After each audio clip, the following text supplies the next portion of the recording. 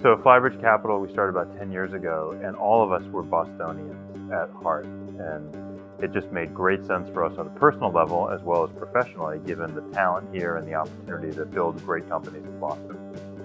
Plastiq is, I started about 3 years ago, out of my dorm room, as Jeff said, with my roommates. We started looking at basically the payment industry. Credit cards naturally evolved and looked at basically how we can better disrupt various verticals, like tuition is one. Now we do cars, like rent payments, tax, auctions, donations, etc., where credit card typically is not accepted by the merchants.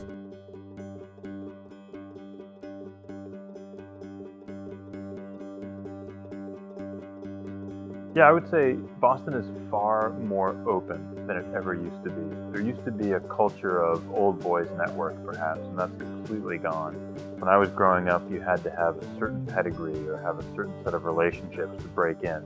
Today, people show up absolutely right out of school or coming out of professional environments and make a huge impact. It's so open. Social media, the events, the community, incredibly welcoming right now in this startup environment.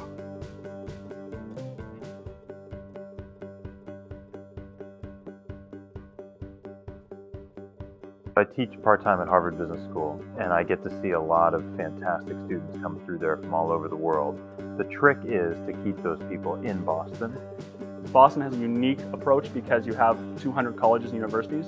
And so I think as an entrepreneur, you can actually get realistically started much, much earlier. Tone has been set younger and younger and earlier and earlier.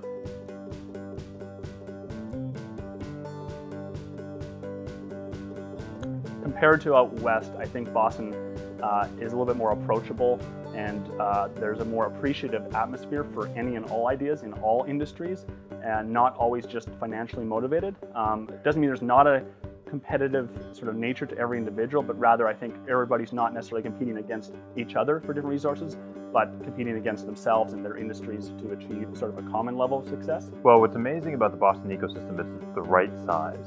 It's not so big that you get lost, and yet not so small that it doesn't have critical mass and scale. You can have a huge impact in this community in an incredibly short amount of time.